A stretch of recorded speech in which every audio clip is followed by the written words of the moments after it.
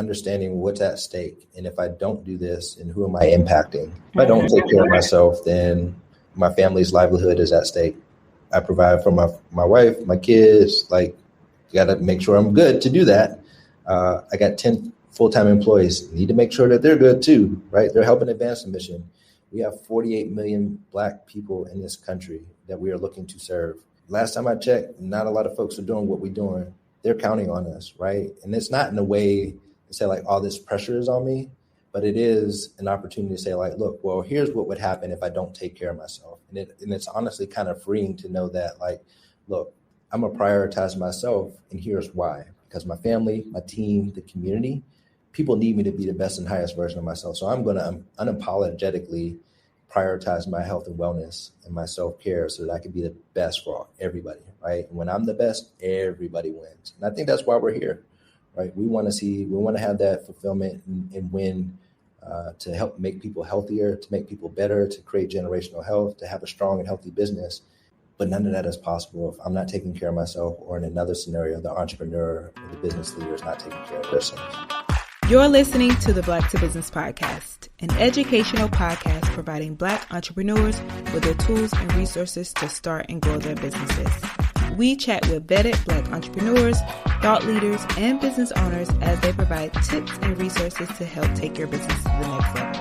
I'm your host, Monique T. Marshall. Hey, and welcome back to the show. So I'm sure you can agree that sometimes being an entrepreneur can be mentally draining. Your business is always on your mind, and you work extremely hard to ensure it succeeds. You likely shoulder many responsibilities, and this can slowly affect your mental health. You become stressed, anxious, and even frustrated. You may ignore the signs and get back to work, but what you don't know is that these things are affecting your productivity. And guess what? The business suffers and depression will begin to set in. As Black entrepreneurs, it can be easy for us to adopt this "I have to work twice as hard" mentality, which leads to exhaustion. Sadly, there aren't many resources customized to meet our needs, and this is why we've invited Ryan Mundy to share tips on how to protect your mental health so that you can show up as your best self. Ryan is the founder and CEO of Alkeme, a mental health platform that offers culturally centered therapist-led courses, expert-guided mindfulness and meditation practices to Black people. During our conversation today, Ryan and I are going to talk about the psychological price of entrepreneurship, how to deal with loneliness and burnout as an entrepreneur, and also the importance of having a daily routine for your mental health, and how to deal with failure in business. So let's get into it. Ryan, welcome to the Black to Business podcast. Excited to have you on the show today. So welcome to the show. Thank you. I'm excited to be here and looking forward to a great conversation. Yes. So before we dive into today's conversation, I'd like to start with, if you can, just let my audience know a little bit about who you are, how did you get where you are today, and what is it that you do in your business? Yeah, for sure. So, hey, everyone, my name is Ryan Mundy, and I am founder and CEO of Alkeme Health. We are a health and wellness platform with the mission to provide resources, information, tools, etc., all designed for the Black community and Black culture, and as it relates to our mental health and wellness. How we do that, we make mental health video courses, meditations, and also host live group experiences on our platform, again, designed for Black mental health. How I got here, my background is in athletics. I played football forever, quite frankly. But to be more specific, 24 years in total, and 8 of those years I played in the NFL. 5 years in Pittsburgh, 1 year in New York with the Giants, and then 2 with the Chicago Bears. And my mental health experience really kind of showed up upon, quote, retirement. We're at the age of 31. For the first time in my life, I really had to sit down and say, Ryan, who are you when you're not tackling somebody? And that was a big question for me to ask myself. And during that process, I was dealing with anxiety, trying to figure that question out and figure out what the next phase of my life looked like, dealing with depression, missing what I used to do for a very, very long time. And I was no longer able to do that. Identity issues, imposter syndrome, you name it, was going through a lot. And through that experience, tried to go out into the marketplace to get help, and really had a bad go at it several times in trying to, quote, see a therapist. And through that experience and other pain points that my family experienced through like other health conditions, I just realized that nobody's really principally focused on Black health and wellness and principally focused on it. People talk about it, but who's actually doing something about it? So I raised my hand back in 2020 to step up to the plate and do something about it. And so here we are. Wow. Thank you for sharing your journey and just like the emphasis, I love it, on helping Black people because like you mentioned, we need it. So I'm so excited about today's conversation, which is really about the psychological price of entrepreneurship and just how do we cope and how do we deal. So I'm excited to dive in. But before we dive into all of that, I want to talk about, we'll first start by discussing why mental health matters in business and why it's an issue, you feel. Yeah, I think mental health matters in life, but thinking about like how we show up in the workplace, I think is really, really interesting. A lot of our traumas and things that we are going through more times than not show up in the workplace and in business amongst our coworkers. Why? Because we're spending a good amount of time at work. If we really think about it, at least 8 hours a day, we're quote working and we're engaging with folks all the while dealing with things that are going on behind the scenes that sometimes are known or not known. And so from a business perspective, when we talk about the importance of mental health, it's not necessarily around like how can you be a better employee or how can you be a better leader or how can you be a better CEO. Those things are important, but ultimately, when I think about mental health for business, I always draw the lines back to how can you be a better you, right? Understanding like the whole person. And we talk about like folks need to show up authentically at work. Well, like let's start caring about people and treating them in such a way and serving them and providing tools for them to do just that. Instead of just being so granular or focused on like business, like how can you create better people, better individuals, heal folks? And ultimately, not only will they be better at business, they'll live more fulfilling lives. And if somebody really feels good about their life, then naturally the other parts, the subparts of their life start to fall into place. So that's always been my approach as it relates to mental health in business and the connectivity to life. But what's really important too is to talk about like the mental health of like entrepreneurs and startup leaders. That is a whole deal in it of itself. And I'm happy to dive into that a little bit more as the conversation flows on.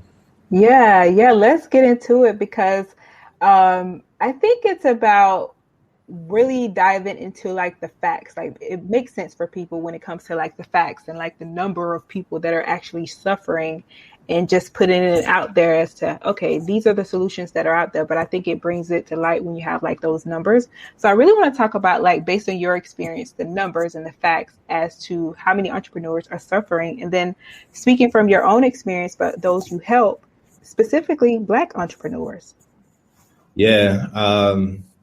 I would just go out on a limb. I don't have like actual quantitative data at the top of mind, but I would say if you started a business, if you're running a business, then 9 times, probably 10 times out of 10, you're going through some things as it relates to managing your mental health and wellness.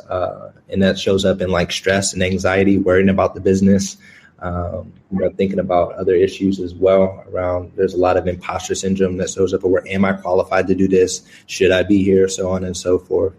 And so, navigating those challenges as an entrepreneur is something that's always top of mind for me, because the reality is when you're starting something from nothing, that is really, really hard to do. And then you're thinking about like financing, you're thinking about money, you're thinking about your team, like all these factors kind of weigh on you on a daily basis, particularly when you're leading the company. And a lot of times, like I'm a solo founder, so I don't have a co-founder to my right or to my left to kind of share the load with and have like some really, really intimate conversations about the business. And so like a lot of times I have to kind of sit with it myself or find somebody externally to kind of get that stuff out of me and get some insights and learnings. But ultimately, it all roads lead back to like, look, if you really think about it from idea to bringing it to life, to getting people to believe into your vision, growing the company, scaling the company, financing it, I mean, it is taxing, like 1000% taxing. We're just talking about it starts with the mental aspect, but then it really starts to show up in your physical activities as well. So I always talk to entrepreneurs and always reminding myself around like, look, the business goes as you go. And if you're not good, then more than likely your business may not be good, right? So you always got to make sure that you're taking care of yourself. And the most important thing is with that too, rest. Yes. We don't talk about that enough, particularly in our community, but as entrepreneurs as a whole, rest is important, and rest is essential to you being successful at your quote grind. Everybody talks about the grind. Everybody talks about working hard, but nobody tells you what enables you to work hard. If you just grind, you'll grind yourself into an unsharp tool that is not useful and can't help anybody. You got to make sure that you're taking care of yourself, resting, recovering, so that when it's time for you to show up, you're showing up as your best self. That might have to be a quote, grind yourself into an unsharp tool. Woo, that's good. That is so real. Think about it. When you're grinding grinding away, right? Like, and if you don't take yourself back to recharge and I guess resharpen yourself, then you'll just be a dull instrument, right? That is just worn down, beat down, lacks energy. You'll just be tired. And to run an effective business and to get it where it needs to go, you can't do that. And so, like, how do you do that? You got to rest and recover. I come from the athletic world, right? And athletes are always talking about endurance or build levels of endurance. And endurance comes in two parts. It comes in having exceptional work habits and training habits. Same thing can be said about the grind. Like, you got to work really hard. I think everybody acknowledges that and understands that. But what allows you to work hard? The rest and recovery. So if you're not recharging your battery, you will not be able to work hard sooner or later because you'll be grinding yourself into a dull instrument. Yes, I totally agree. And Ryan, you've been running Alkeme for over a year. So can you speak about some of those, because we have a lot of entrepreneurs who are just starting in the audience, some of those mental challenges that you faced in your first year of business, and how did you kind of deal with that? Yeah, I mean, I think for me, it was a little bit even more challenging because, like, I don't come from a traditional background. Like, quite frankly, I never had a corporate job. So I don't know, the ins and outs of like organizational development, reporting structures, titles, all that stuff was new and foreign to me. And so just like navigating that in and of itself was taxing. But the biggest thing is always like, look, capital and making sure that we have the money in place to do what we need to do. Getting started, that's always top of mind. But I always tell entrepreneurs, like, capital doesn't solve the problems. It gives you an opportunity to solve, right? So everybody's focused on getting a bag or getting an investment. That's where the real work begins, because you got to make use of that money. And if you're not a good steward of that money and you don't make good use of it, you will not get any more. And so the focus needs to be on executing. It needs to be on making sure that you are putting that capital to good use. Doing what you need to do from a business and growth trajectory perspective. And that's always what I've been thinking about with Alkeme is like, look, we have a great opportunity. It's a great idea, but if we don't execute against it, it'll be all for naught. Love it. And so how do you, because I know that you have a family. So now looking back, because I'm sure like things have changed, how do you balance like the family, the business, but also that personal self-care? Yeah, that's really important. And I think I'm starting to come into my own here after a lot of trial and error. So like when I speak about like becoming an adult instrument, that was me, right? Grinding myself I was like, man, I can't keep doing this. But how I balance that out, particularly I'm a husband, I have 2 daughters, I have a life outside of work, and that's really important. And what I've learned is that I've developed an ability to be present. And double clicking into that, what that means to me is that like wherever I'm at or whatever I'm doing, I'm focused on that. With work, with startups, there's always something looming. There's always something to do. But the reality is, if you're not doing it right in that moment, then don't let that weigh on you, because it will, right? Psychologically, you'll be thinking about the future. You'll be worrying about something that is not present. and that'll impact how you're engaging with your family, engaging with other people. And, that could be 2 months from now.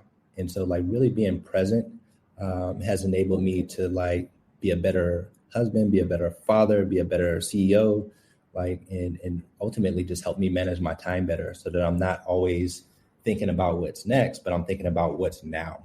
And so I can be effective in the now, because the reality is we're always in the now, right? There's never not a time where life is not now. The past is a former version of the now. The future is a now that has not come to us yet, right? And so like our ability to be present in the moment is really, really important. And I found that to be a strength for me as it relates to managing the different hats and the responsibilities that I come to the table with. I love that, like focusing on what's happening now. If it's not a problem now, then don't focus on it. Don't worry about it. Don't worry about it. Yeah, because a lot of times we're like, oh man, I got this big thing next week. That shit is next week. And if you're not doing anything about it right now, then why are you worried about it? Yeah. One of my friends calls it, what did she call it? Future tripping. Like you're future I like tripping. That. You are future tripping. A lot of times we create problems that, don't even exist. Mm-hmm. Like we start to think negatively about scenario playing about things that ain't even happened yet. And then what does that do? That affects our current state. Mm-hmm. And that ain't healthy. No. So Ryan, because you mentioned that you're good at this is something that I'm working on too.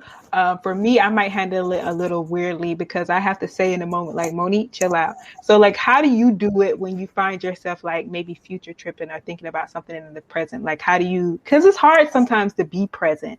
So how do you practice doing that? So audience can learn.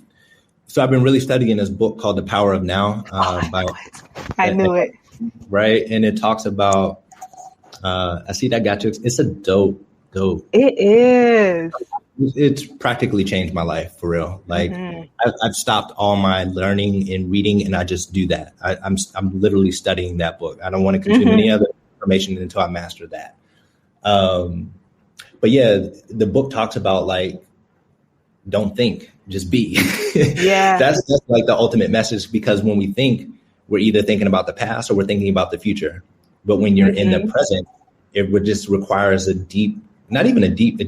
requires a degree of consciousness to understand like where you are and how you can be best present in that moment. But when you're thinking, you're either thinking about the past or you're thinking about the future.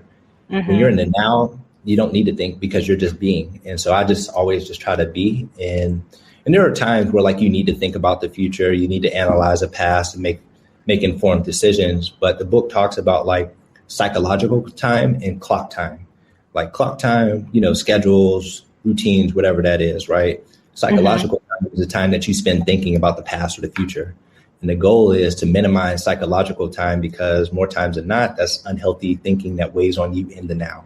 And it doesn't allow you to be present. And so the goal is to be, spend more time or spend less time in psychological time. And really just kind of focus on being the now. That's so good. I love that. And I love that book. And I get what you mean by studying it, because it is a book that took me a while to read. And it was because I wanted to really get it. It's so good and powerful. So I'm definitely going to put that in the show notes too. A good one. Yeah. It's like, people want to fancy themselves and say, I've read all these books.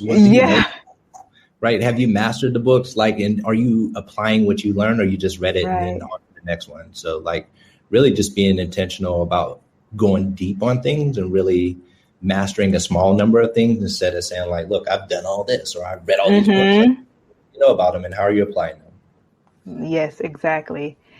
And now that moves me to my point of talking about how you are helping to solve these problems and the work that you're doing over at Alkeme, which you kind of alluded to earlier is, helping entrepreneurs, and specifically or Black people in general, practice being present, guided meditations, all of the amazing things led by Black therapists and experts.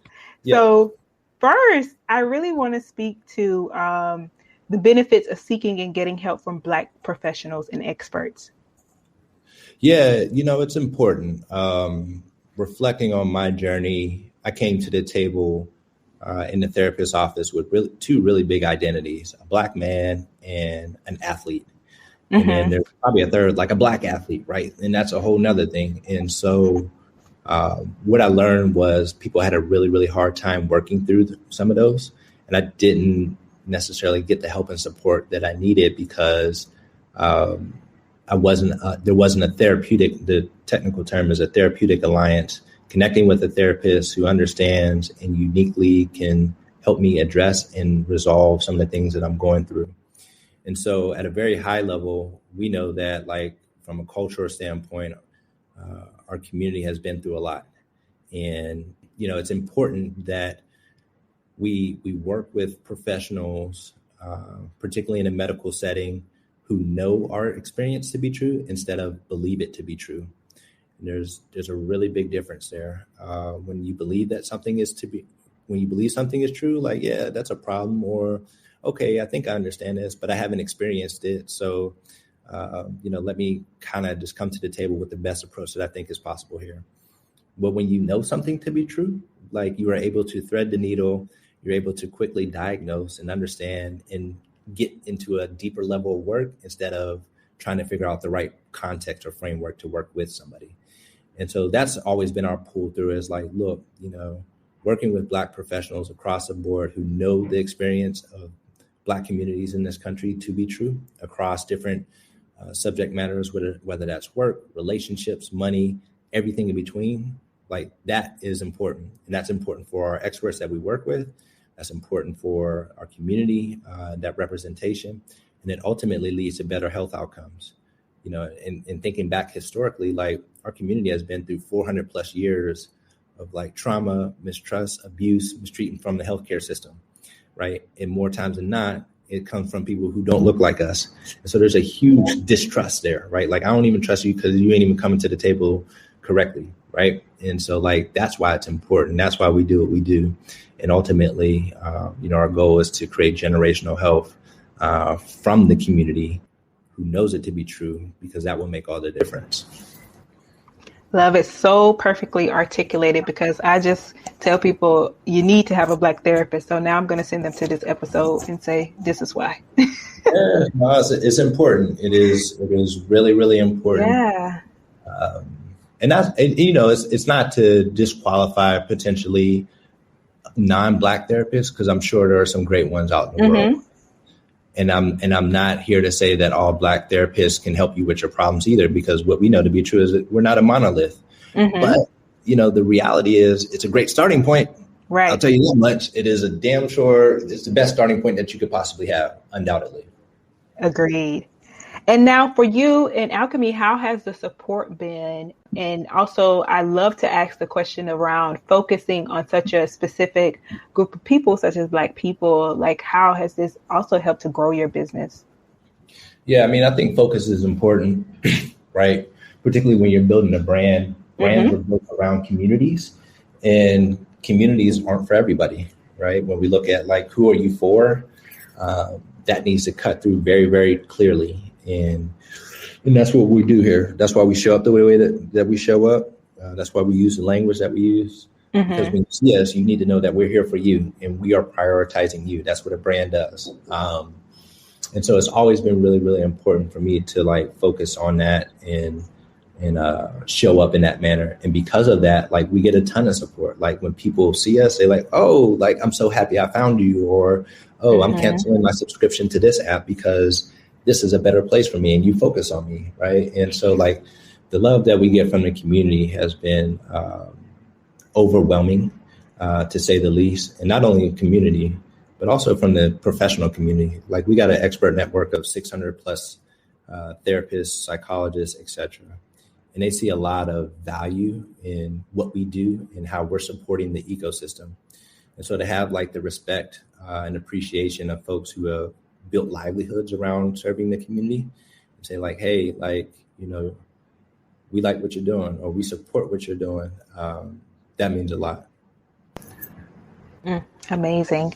And so, Ryan, you've walked us through, the importance of mental health as an entrepreneur, as a Black person, but also the problems that you are solving and the solutions that you have. So for people who are listening, now it's time for them to pay attention to the signs and say, hey, this might be, he's talking to me, so let me go get help. So let's dive into the fact that most entrepreneurs are growing their businesses and they have their head down and they're not paying attention to the signs that they are overwhelmed. If someone is listening, like, what are some signs that one might be overwhelmed and some tips for handling it? Yeah, that's a great question. It starts out with just like understanding changes in like your behavior and also like your relationships. That's how it started for me, where I was noticing just like irritability, shortness, with people that I love and that love me and want to support me. And so really just like taking a moment, and this really kind of goes back to being present and understanding like what's going on the inside. Like, how are you feeling, both physically and also mentally, right? Because the mental and the emotional state shows up physically. And so like understanding how you feel, whether that's aches, pains, the stress shows up in a lot of different ways, right? Like hair can be falling out. I mean, there's just a variety of different ways in which the body will manifest, like, or send you warning signs. And I've experienced them all. Like, I've been washing my hair. And I'm like, oh shit, like, what's that? It's like, you got to pay attention to those signs. For me, it was also too around like my body composition changed a little bit. Like I wasn't eating properly. I wasn't hydrating properly. And you look up 3 months later, like, man, what the hell happened? Right. So really just kind of being in tune with your body and understanding like what is baseline for you as it relates to like optimal health and well-being, and making sure that you're adhering to that or measuring against that, let's say. But when you realize that you're off, if you will, and being off shows up in a lot of different ways, the first step that I always look at that I took was like, look, like what did I do, or how was I, what was my routine when I felt like I was most on? In analyzing the difference between where I am now and how do I get back to that spot. And if it does include like mental health and therapy, get back to that. Or if it does include like a diet or hydration or workout regimen, whatever it is, think back to that time where you were your best self, get back to that as soon as you possibly can. But specifically as it relates to mental health, right? Like I know from personal experience that going out and seeing a therapist is extremely difficult. Like I played 8 years in the NFL, I've been blessed and fortunate to accumulate financial resources. And I still had a very, very hard time accessing the appropriate help that I need. Right. And so taking a big step back, we got to understand like, how do we care for ourselves where we don't necessarily have to go outside of our bodies, outside of our homes to find that path that kind of keeps us regulated on a daily basis. And I say all that to say that's why I created Alkeme, because the agency that we have over our bodies and our mind, we should never underscore and undervalue that. So prioritizing self-care, and I talked about like the health routine, nutrition, hydration, but then also like the meditation practice. Like how are you centering yourself? How are you being present? Like finding the opportunities, and they don't have to be like huge steps, but like what is the first step that you can take to get yourself back on the right path is what I always talk about, and do more of that, because our goal at Alkeme is to meet you where you are and help you to get to wherever you want to go. You got a different routine than me. I got a different routine than you. Like, so we shouldn't have to like force feed ourselves into like one way of being well, but it's really about just like stepping up to the plate, understanding that this is a journey, and what works for me may not work for somebody else. I love that. And most people are, with their head down. And sometimes as a result of that, they're dealing with this loneliness as an entrepreneur. What are some tips that you have? Yeah. Oh, sounds like you got some personal experience. So how did you deal with that? And what are some tips you have for the audience? Yeah, you just got to be vulnerable, man. And what empowers that vulnerability is that you're not doing this by yourself, or you're not the only one going through what you're going through, right? Like as an entrepreneur, it sucks a lot of times, right? And there's a relatability around like, leading a company, taking the idea out. Not everybody does that, right? And so there's some shared experiences, shared learnings that you can tap into. So building a community of folks who have those shared experiences, I found to be very, very helpful. I love talking to startup CEOs and entrepreneurs because there's a relatability aspect there that team members, employees, they just won't understand or they won't get. And so really being vulnerable and finding opportunities to connect with folks who are on similar paths and journeys or have had similar experiences as you is extremely helpful. And it's always like, always, never be ashamed to ask for help. This is extremely difficult. And the vulnerability, there's no shame in asking for help. The shame is not asking for help and then your business fails. And then you look back and say like, damn, I probably could have took advantage of this, or damn, I should have did that. Leave no stone unturned.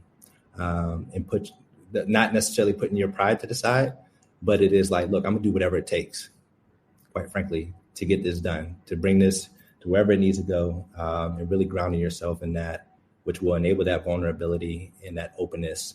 And people will respond to that. People will respond to like, hey, like that's some energy that I need. Like, yeah, that would definitely be my message. I so agree.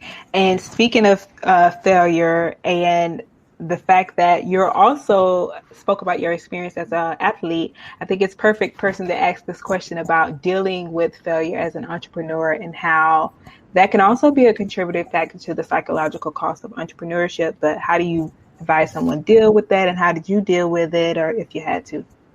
Yeah, and just, you need to understand like what failure means in that particular context, because more times than not, failure is not final. Mm-hmm. Like if you're still operating, if you're still in business, then it ain't a failure. It's a lesson for sure. And it may not have had the outcome that you've had, but the opportunity is to learn from that and grow. And that's a great thing about like, I try to pull in from sports is that I was really talking about this with a buddy, is like, I failed a lot as an athlete, a whole lot. Like I've had some very, very bad plays in front of stadiums, in front of thousands of people, millions on TV. That in itself could be like considered a failure, but I played in the NFL for 8 years as well. So it ain't all bad. Even when you make mistakes, even when outcomes don't fall your way, always keeping a strong pulse on the bigger picture, and really what's going on at a very high level, the macro level, is important. And so that's the biggest pull through that I've had around like failure. Inevitably, you will mess up. Inevitably, like you'll make a mistake. It's about how you respond in those circumstances that ultimately determine the success of your business and you as an entrepreneur. Well said. Well said.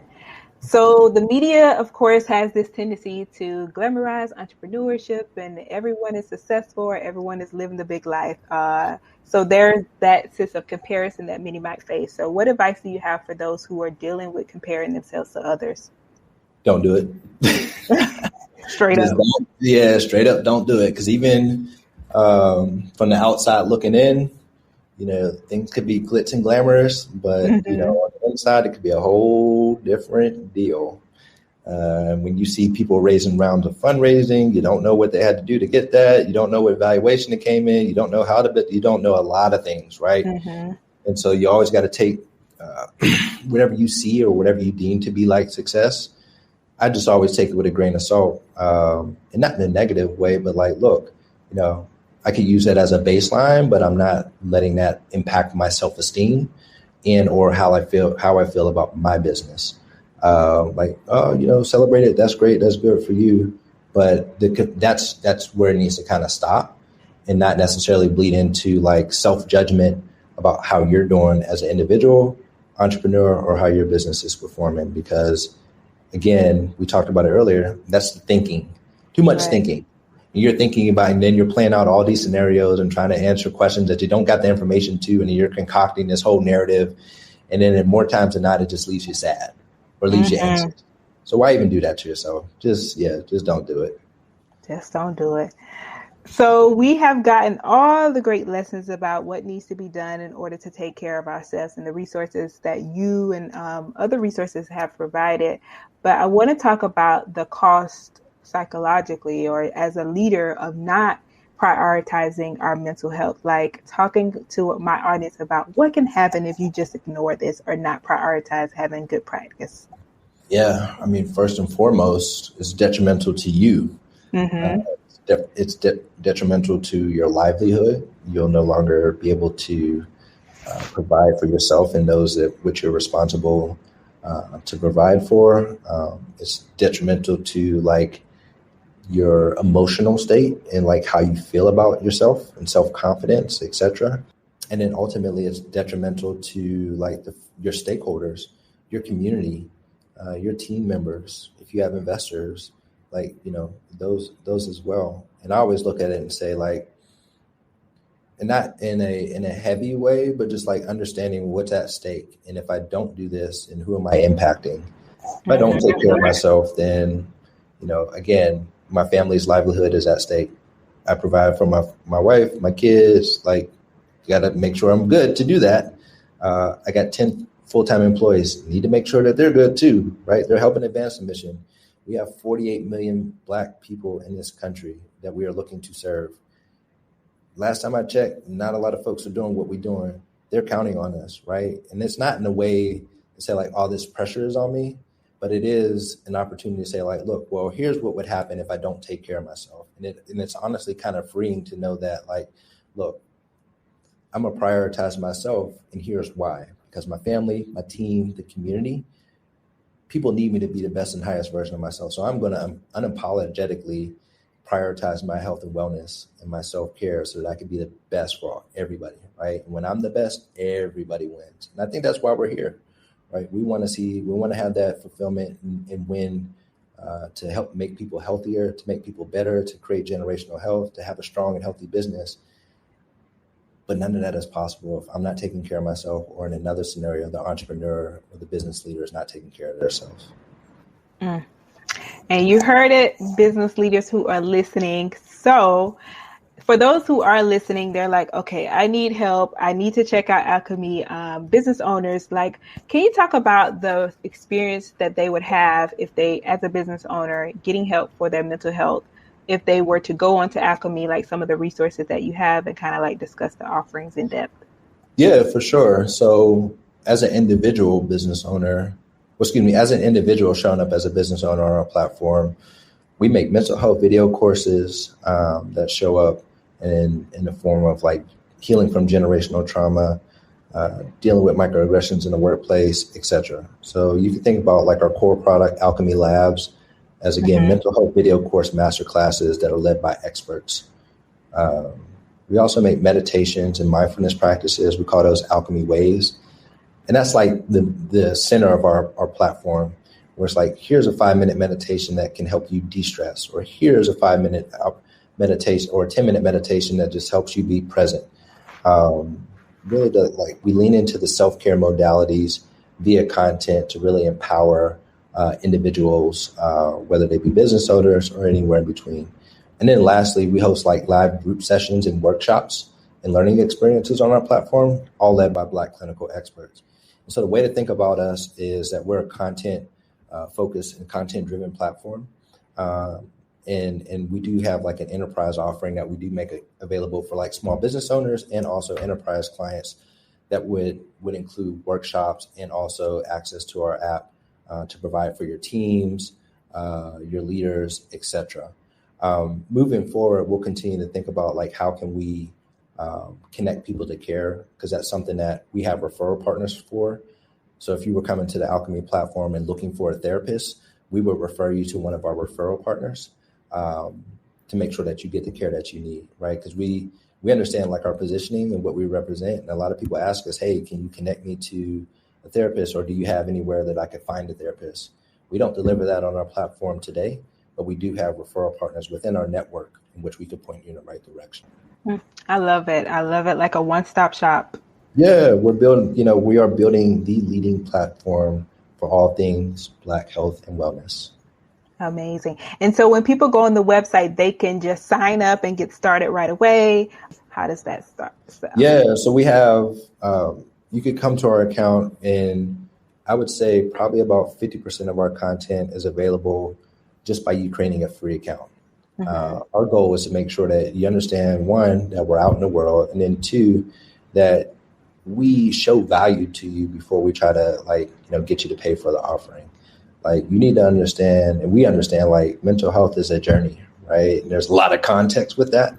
And so people, are on their own pace and on their own learning schedule. And we've come to the conclusion that, like, look, we need to have a very strong free offering to make sure that people are like getting what they need.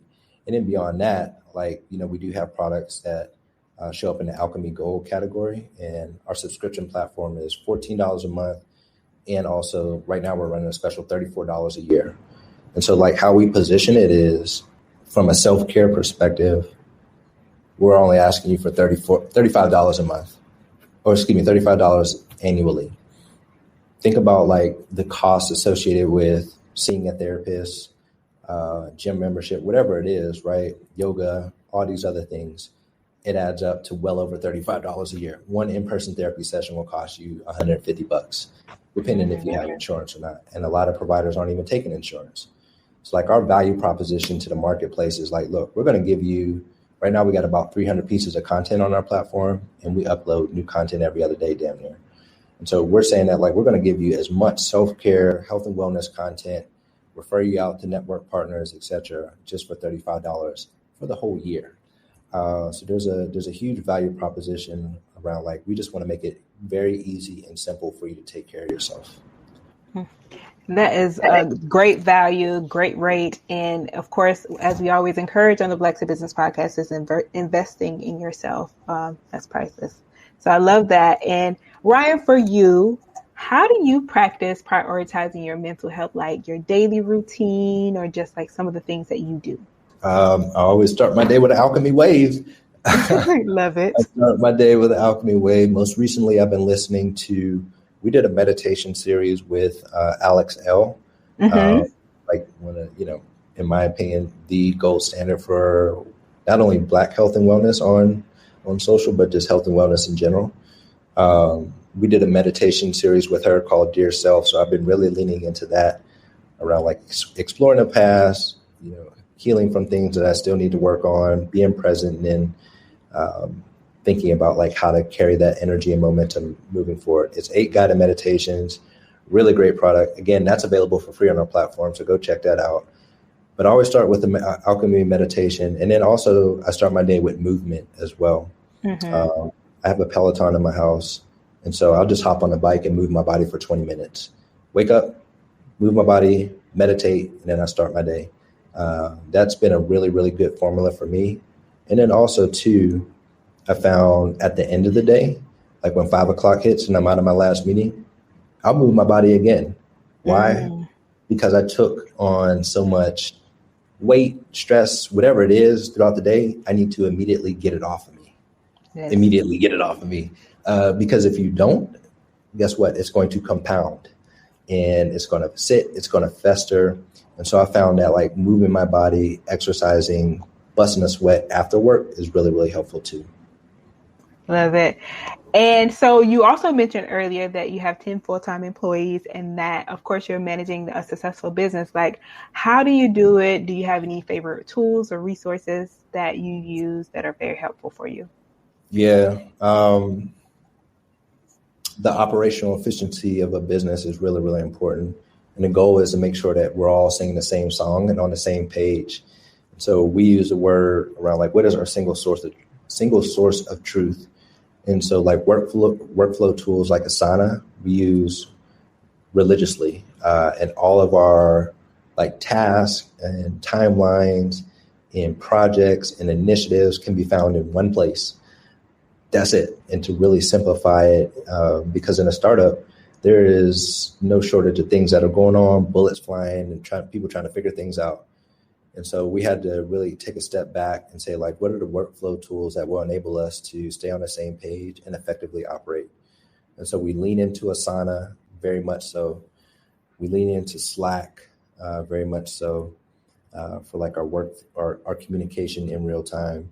And then we're pretty heavy on Google, like the Google suite of products. So that's Google Docs, Slides, etc. I would say that those are our primary 3. Now, just because you have tools, and here's a really important part, just because you have tools, like you need to have operating processes around these tools, how to best use a tool, right? Think about like a hammer. If you're using a hammer to kind of, to try to screw in a screwdriver, it's not going to work. You need to use a hammer properly so that it can work for you. And so like we've been able to, through trial and error, like understand for our business, how do we best use Asana? How do we best use Slack? how do we best use Google Drive, right? And that shows up differently for every business. And so that's the real opportunity, is to design processes and workflows around tools so that you can get the most out of them. Yes, I love that, like optimizing the tool, because it also helps save costs, because we have all these tools everywhere and it's like those things add up. So I love that. Yeah. Nice. Yep. Yes. And so, Ryan, what does it mean to you to be Black in business? It is, it's extremely important for me. Coming from where I come from, and I'm from Pittsburgh, Pennsylvania, inner city. I didn't know anything about this world that I'm in right now. All I just knew was like, look, I like playing football. I'm good at it. And it's opened up so many doors and opportunities for me. And I give you that context because I've been able to accomplish a lot. Mm-hmm. And I look at my ability to accomplish a lot due to my athletic career and then business career. A lot of times when I show up in spaces and places, I'm the only person who looks like me. Mm-hmm. And particularly from a Black male perspective, and also my background, again, I come to the table with like, you could paint a stereotype around me just based off of what I've done. Football player, Black man, those are pretty meaty things that people may already have their preconceived notions about. Mm-hmm. And so I'm always cognizant of like how I show up in spaces, and not only how I show up in spaces, but like how I'm navigating and ultimately engaging in those spaces, because I realize that these folks need to, in order for us to effectively move forward as a community, the folks who aren't a part of the community need as many positive touch points as possible, right? And so that context sits with me every time that I go to a meeting, every time I'm doing some board work, whatever it is, and I understand like what I represent, what I bring to the table, because again, we need more me's. And that's my goal, is to like, look, I know I can get in the doors, but I don't want the door to close behind me. So I'm always thinking about like, how can I help other entrepreneurs? How can I help whoever it is, like folks who look like me that are trying to advance and do better? Like what from my experience can I help you out with so that you can be the best and highest version of yourself? So that's what me being Black in business means to me. And I honestly take that very, very seriously. Love it. And so, so powerful. Thank you for sharing that. I definitely felt it. And this has been amazing. And I'm pretty sure people who are listening are going to want to know, how can they stay connected with you, find you, and support you. So please do share. Yeah, I'm not hard to find. I'm Ryan G. Mundy on Instagram, on Twitter. If you're on LinkedIn, I'm Ryan Mundy, right? Like I'm a very findable type person, if you will. And that's intentional, right? It's to let people know, like, I'm outside, I'm here, I'm available, right? To be able to connect. So that's me personally. But then the business, we are Alkeme Health, Alkeme Health, on all social media platforms. And our website is watch, WATCH.alkeme, ALKEME health.com. That website will take you straight to our content library, where you'll have an opportunity to listen to meditations, watch a video course, book your calendar for a live experience, and just generally check out everything that we have going on. We have a lot of great content, again, led by world-class experts, that's available to you anytime, any place. And so go to watch.alkemehealth.com and check us out. And I will definitely be sure to put those things in the show notes. Ryan, this has been a pleasure, and thank you so much for the work that you're doing and just the waves that you're making. And we appreciate you for speaking to our audience today and pouring into them. So thank you. No problem. Thank you so much. And I appreciate that the work that you're doing, right? Like, it takes a village. And as I mentioned, there's a lot of great people out here doing a lot of great work. And we cannot do it individually. We need together. We need everybody playing their part. So thank you for the work that you're doing as well. Love, love, love that conversation. So, one of the things I realized is I say love it a lot, but y'all, I really do mean it when I say it. And I notice it, but I honestly don't care because I love it. So anywho, I love this conversation. Ryan perfectly articulated the importance of prioritizing your mental health as an entrepreneur and why it's necessary, because if you can't show up for yourself, how are you going to be able to show up for other people? How are you going to be able to show up for your business?